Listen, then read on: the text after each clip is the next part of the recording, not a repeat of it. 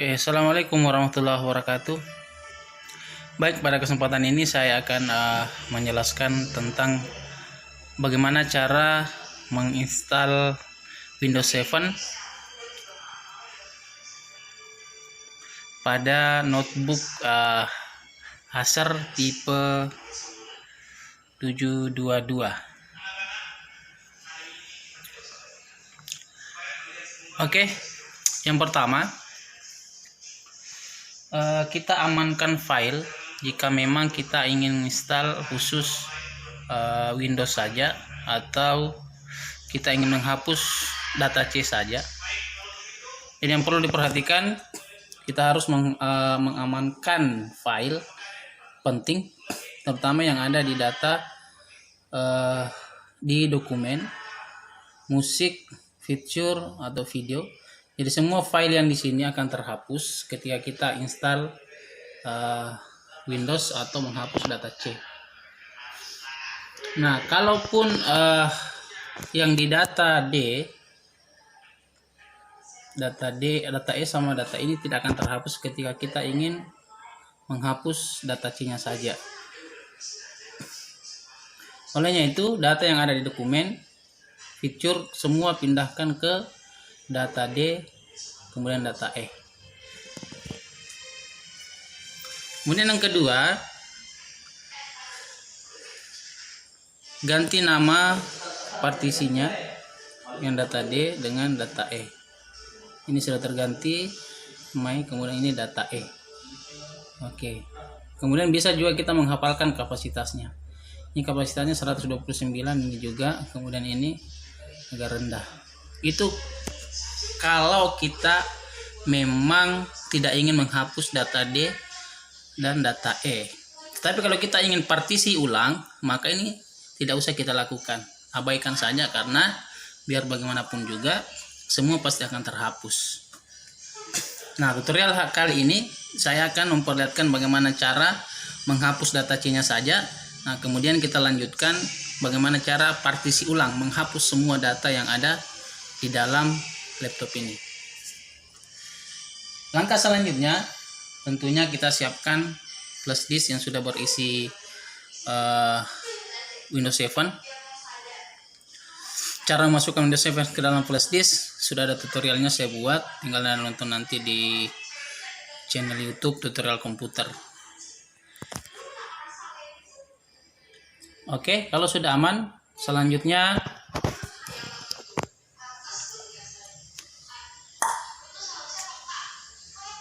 kita tentunya pertama masuk pada menu BIOS. Oke. Cara masuk menu BIOS untuk laptop Acer rata-rata semua pakai F2. Jadi kita tekan F2 pada saat proses restart.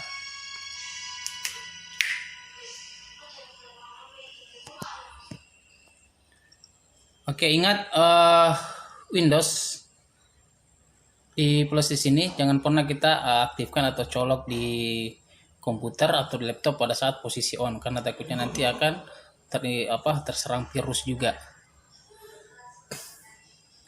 Oke, kita restart, kemudian kita masuk pada menu BIOS. Nah, proses restart ini kita masukkan flash disk.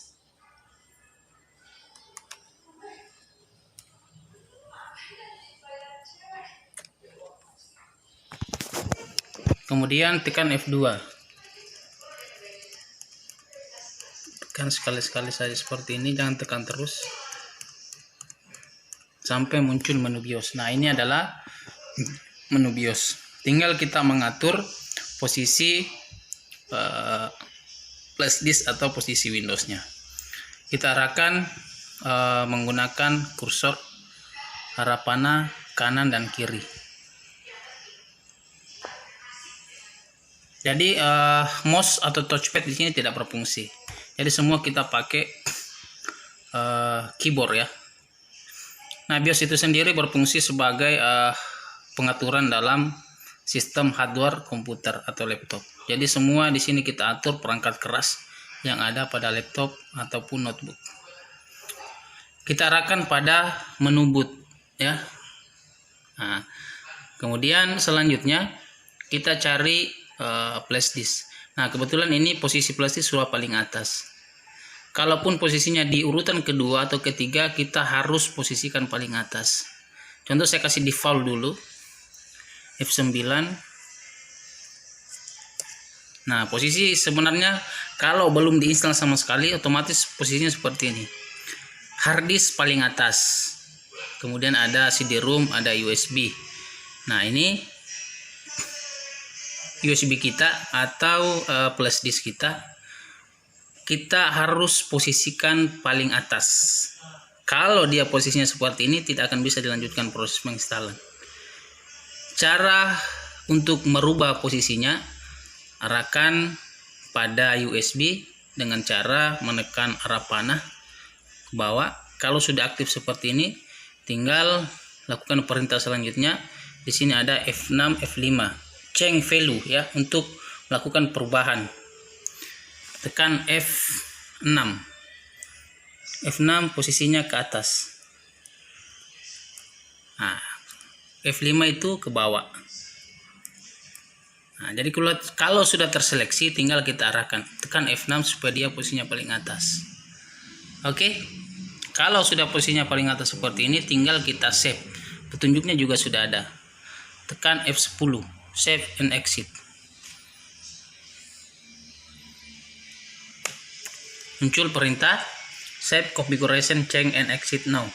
Kita menyimpan konfigurasinya atau perubahan yang sudah kita lakukan, kemudian keluar sekarang. Tekan yes, kemudian enter.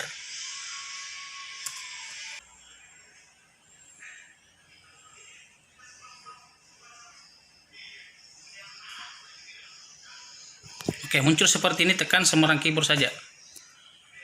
Nah, kalau Anda tidak tekan sembarang keyboard, maka prosesnya akan kembali menjadi Windows normal, akan masuk pada Windows normal ya. Jadi tekan sembarang keyboard, mau enter, spasi atau huruf atau seluruh dunia pasti setuju 2020 dipenuhi dan untuk pertama kali. Kemudian posisi paling atas untuk language tetap kita pilih English karena memang sudah pilihannya itu saja satu. Kemudian yang kedua,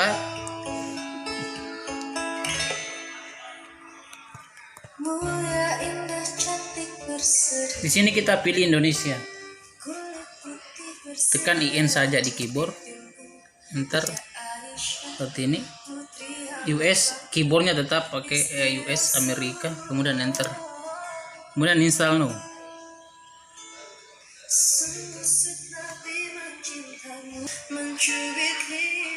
Nah, selanjutnya muncul seperti ini. Ini adalah pilihan daripada jenis-jenis Windows itu sendiri. Jadi ada beberapa tipe Windows 7, ada Windows 7 Starter, Home Basic, Home Premium, Professional, Enterprise, dan Ultimate. Terakhir Ultimate. Nah, kita pakai Windows 7 Ultimate. Kemudian arsitekturnya ada 86 bit, ada 64 sorry. 86 ini artinya 32 bit ya. Jenis Windows itu ada dua tipe, 32 bit dengan 64 bit. Kalau notebook seperti ini kita pakai 32 bit. Nah, kita pakai atau kita aktifkan X86. Itu artinya kita menggunakan Windows 7 Ultimate 32 bit. Karena kapasitas RAM memang ini masih 2 GB. Kalau 4 GB ke atas kita pakai 64 bit. Ya. Oke. Kemudian kita enter. Kemudian kita checklist, kemudian next. Nah, kemudian kita pilih custom. Nah, ini yang saya maksud tadi, mengapa kita harus menghafal kapasitas ataupun mengganti nama datanya supaya nanti di sini kelihatan mana data C, data D, dan data E. Nah, sekarang saya mau perlihatkan bagaimana cara proses penghapusan data ketika kita hanya ingin menghapus data C saja atau Windows-nya saja. Kita pilih ini. Nah, kemudian tinggal kita delete. Ini adalah data C, 38 GB. Tadi sudah saya perlihatkan. Ini data D, ini data E. kemudian delete, kemudian oke.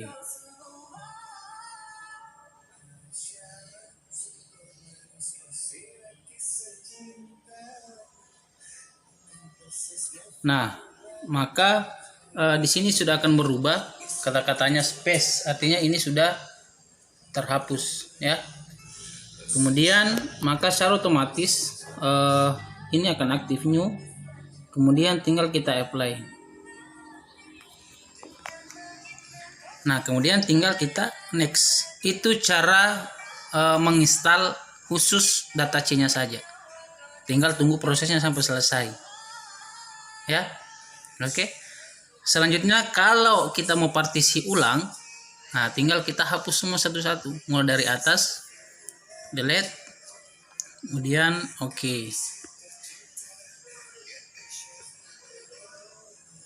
Ini juga kita hapus ulang.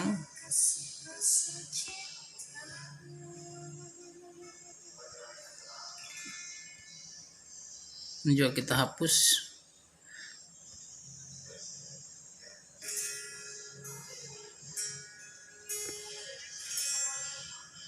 Nah, ini 298 GB, artinya berarti dia menggunakan hard disk 320 GB. Tinggal kita bagi 3. New. Tinggal kita bagi di sini. Nah, teman-teman juga harus paham ekstensi atau kapasitas atau size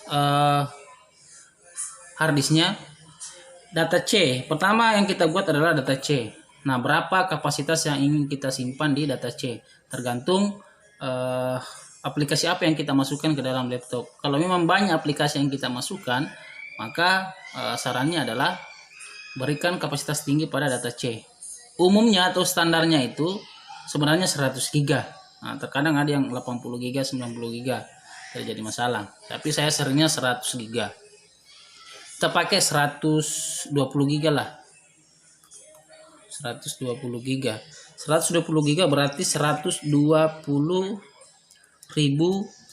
MB, karena ekstensi filenya di sini adalah MB.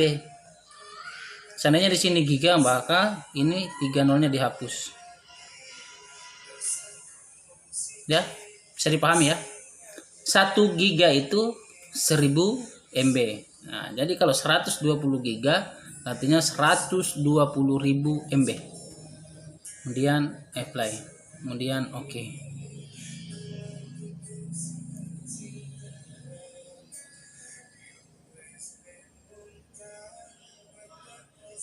Nah, sistem reservoir ini terbentuk sendiri atau muncul sendiri karena memang ini adalah file atau data yang akan berfungsi ketika kita proses booting. Jadi tidak boleh kita hapus. Data C sudah, kemudian kita buat data D. Space, kemudian new. 185 GB ini kita bagi 2. Untuk data D, kemudian data D dengan data E ya. 18 bagi 2 berarti 9. Berarti 90 giga. 90 giga berapa MB? Ayo. 90 giga berapa MB? 90.000. Apply. Oke, sudah. Kemudian terakhir ini masih ada kata-kata space, new. Nah, berarti ini adalah data E. Tinggal apply, jangan dibagi lagi. Karena sudah ada 3. C, D, E. Apply.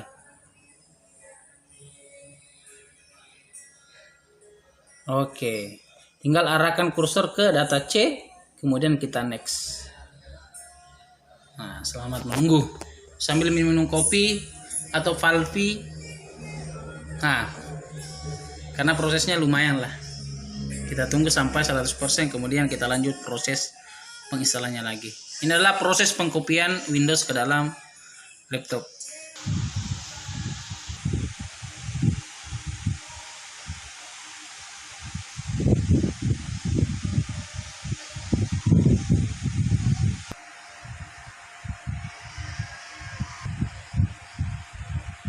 Nah, jika muncul seperti ini tidak usah ditekan keyboardnya, karena kalau Anda tekan maka akan kembali proses penginstalan, kecuali tadi pada saat awal. Oke, selanjutnya adalah pengisian nama atau computer name, isi asal saja, kemudian next, kemudian untuk password nanti kita berikan next saja, kemudian kita pilih accumulator. Nah, itu pengaturan waktu, tinggal atur saja jalan.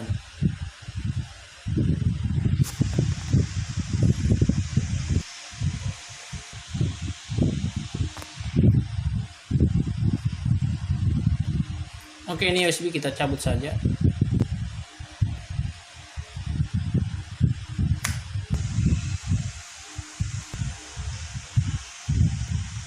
Oke, sudah selesai. Tinggal kita coba buka. Nah, ini tadi data C, kemudian data D, kita tinggal format di kanan, kemudian format supaya nanti kita bisa menyimpan file ya.